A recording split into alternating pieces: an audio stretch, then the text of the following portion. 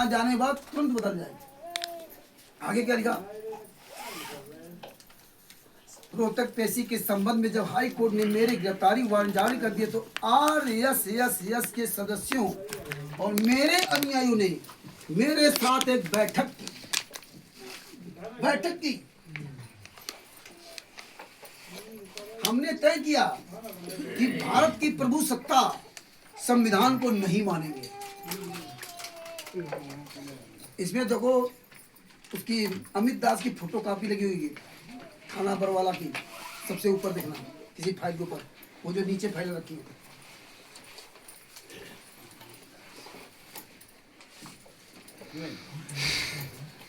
ऊपर है देखो, ये सबसे सब ऊपर रखी हुई है। देखो ये सबसे ऊपर लगी हुई ये काफी सही। हाँ इसे लो।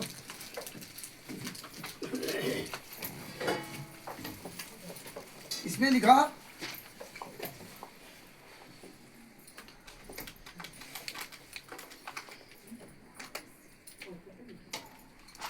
मेरे अनुयायियों ने मेरे साथ एक बैठक की। हमने तय किया कि भारत की प्रभुसत्ता संविधान को नहीं मानेंगे, किसी कोर्ट प्रशासन को भी नहीं मानेंगे, आखिरी दम तक लड़ाई लड़ेंगे।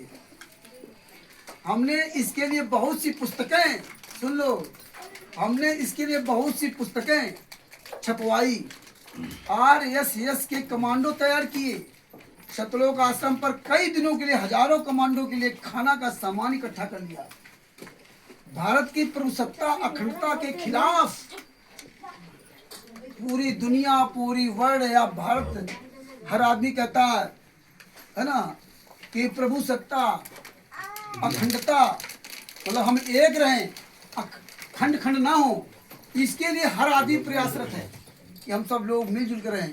और संत रामपाल जी वहाँ क्या कर रहे हैं कि भारत की प्रभुसत्ता अखंडता के खिलाफ लड़ाई लड़ने की पूरी योजना बनाई है।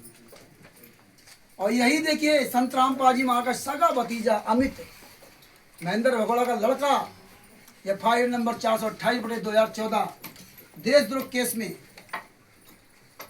बयान क्या देता बरवाला थाने में।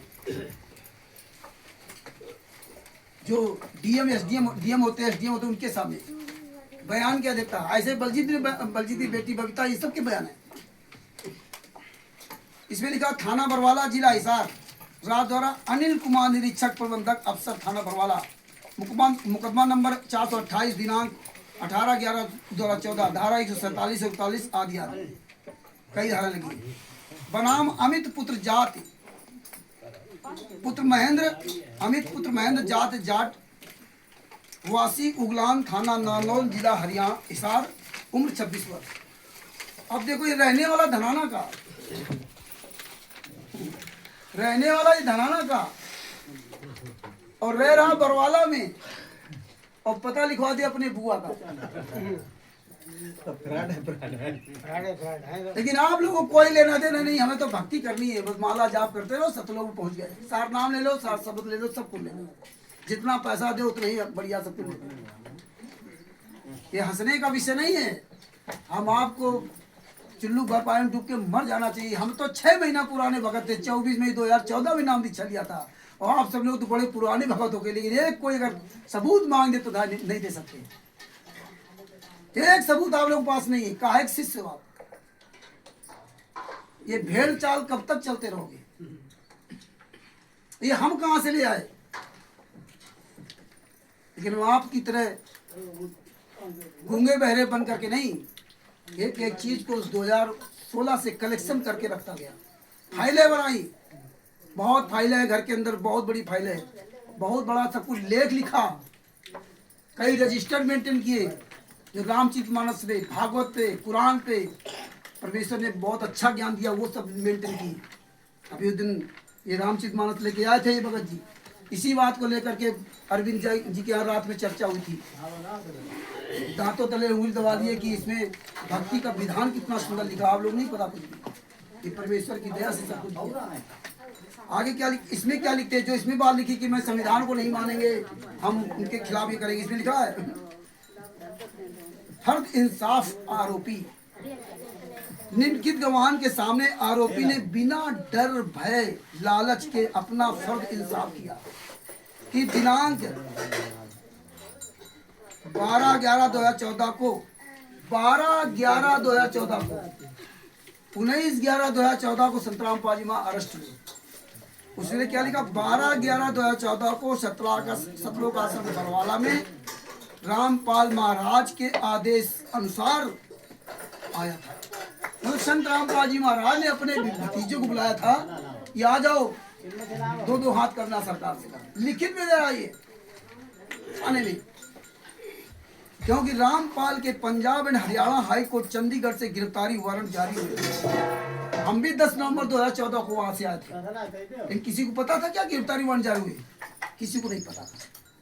हमें आपको भूसे की तरह भर रखा था। हमारा तो झगड़ा हुआ था तब मुझे निकलने दिया था, निकलने नहीं दिया था, रस्सी बांध रखे थे।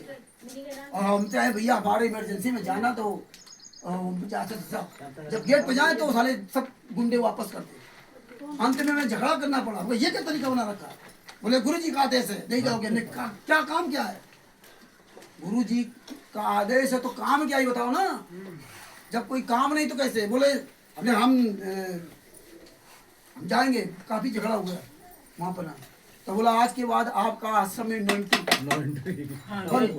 रजिस्टर में कहूँगा, आज के बाद मैं नहीं होगा। रियल में आपको बताऊं, मैं उस दिन बहुत गुस्से में था यार, ऐसा कैसे गुरुजी यार आदेश दे दिया? यहाँ कोई काम नहीं, कोई धाम नहीं, कोई बता नहीं रहे। अरे आज के बाद यहाँ नहीं आऊंगा, ला रजिस्टर को। और वास्तव में उस दिन से परिमेय तो वैसे दिया कि वहां जाने का हमें नहीं पता था कि ये आज परमात्मा क्या करवा रहे हैं। कभी हराम खोरों ने वहां निकल देते तो हमें निकलने नहीं देते। अब देखो आगे क्या लिखा। इस संबंध में हम सभी सतलोक आश्रम बरवाला में इकट्ठा हुए थे और मुख्य अनुयायी बलजीत सिंह बेंगरा के अनुसार कार्य करेंगे तो अनुयायियों ने हमें आदेश दिया। मतलब अमित को अनुयायियों ने आदेश दे रखा है। क्या दे रखा?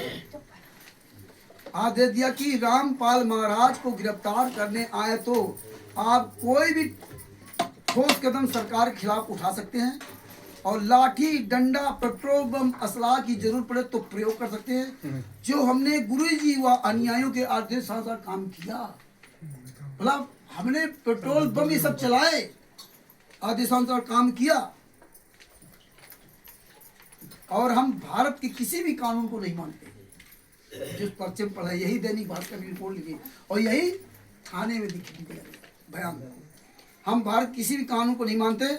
मैंने पेट्रोल बम आदि पुलिस पर फेंका। इसके बाद कहता है असलाह वाले बाबा के कमांडो व मुख्य अनुयायी सतलोक आश्रम बरवाला के अंदर है।